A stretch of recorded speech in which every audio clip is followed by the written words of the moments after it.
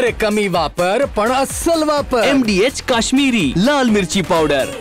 MDH cabinet बैठक पुण्यश्लोक अहिल्यादेवी होळकरांच्या जन्मभूमीमध्ये व्हावी अशी आमच्या सगळ्यांची सुद्धा इच्छा होती आणि आम्ही हे सुद्धा मागणी केलेली की 31 मेला जेव्हा जयंतीचा कार्यक्रम होणार आहे तेव्हा पंतप्रधान साहेबांना सुद्धा या कार्यक्रमाला बोलवावं व तसंच की सगळ्या विचाराचे सर्व पक्षांच्या नेत्यांना सुद्धा त्या कार्यक्रमासाठी 31 ला बोलवावं। आता आमच्या सगळ्यांची अपेक्षा एवढीच आहे की आता पुण्यश्लोक अहिल्यादेवी होळकरांनी पाण्यावर खूप मोठं कार्य केलं होतं आणि कर्जत जामखेडमध्ये शेतीचं पाणी यावं, मुबलक यावं। त्याच्यामध्ये कर्जत तालुक्यामध्ये कुकडी प्रकल्पामध्ये अधिकचं पाणी येण्यासाठी विविध योजना आपण मंजूर केलेल्या आहेत, पण त्या काय अजूनपर्यंत सुरू झालेल्या नाहीत।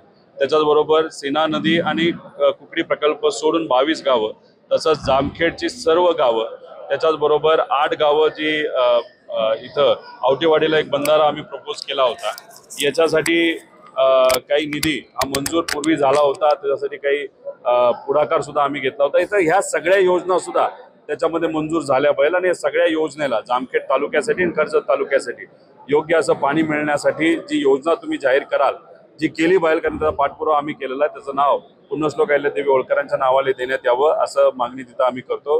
विकास निधी मोठ्या प्रमाणात यावा यासाठी आम्ही पाठपुरावा केलेला आहे।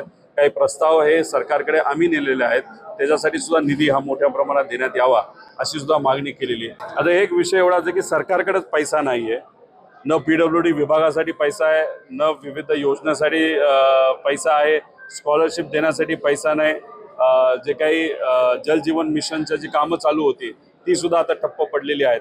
त्याच्याचबरोबर जे शेतकऱ्याला निधी हा ड्रिप आणि ह्याच्यासाठी दिला जातो त्याच्यासाठी निधी नाही, मागेल त्याला शेततळे त्याला निधी नाही।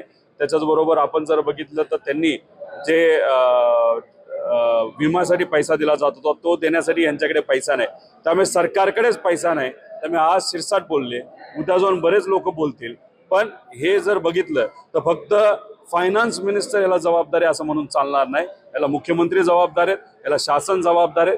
योग्य असं नियोजन या सरकारकडनं होत नसल्यामुळे आणि सामान्य लोकांना सुद्धा तुम्ही हवेत बरीच स्वप्न दाखवल्यामुळे त्यामुळे सगळे जे काही आश्वासनं तुम्ही दिली ती तुम्हाला पूर्ण करता येत नाही। त्यामुळे ह्याला जबाबदार कोण असेल तर शासन जबाबदार आहे, सरकार जबाबदार आहे, प्रशासकीय अधिकारी जबाबदार आहे, हे आपल्या सगळ्यांना म्हणावं लागेल। पण शिंदे गट आणि अजितदादांचा गट याच्यामध्ये कुठेतरी आंदोलन दिसते याच्यामध्ये नाही, पण एक तुम्ही समजून घ्या की याच्या आधी देवेंद्र फडणवीस साहेब एक वक्तव्य करत होते आणि एकनाथ शिंदे साहेब दुसरं वक्तव्य करत होते, तिथं सुद्धा त्यांचा वाद चाललेला आपण सर्वजण बघू शकतो। आता इथं मंत्री जर दुसऱ्या मंत्र्यावर काही बोलत असेल तर त्यांच्यात वाद आहे असं आपल्याला म्हणावं लागेल। म्हणजे या सरकारमध्ये वाद सोडला तर बाकी काही नाही।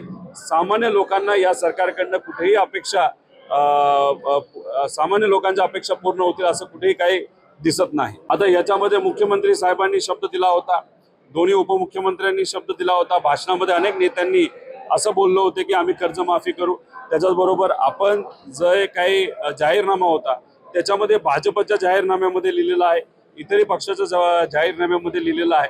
त्यामुळे जर आज कर्जमाफी करता येत नसेल, आज लाडक्या बहिणींना वेळेवर पैसे देता येत नसेल, शेतकऱ्याला न्याय देता येत नसेल तर ह्याला पूर्णपणे एक नेता जबाबदार नसून हे सरकार जबाबदार आहे असं आपल्याला म्हणावं लागेल।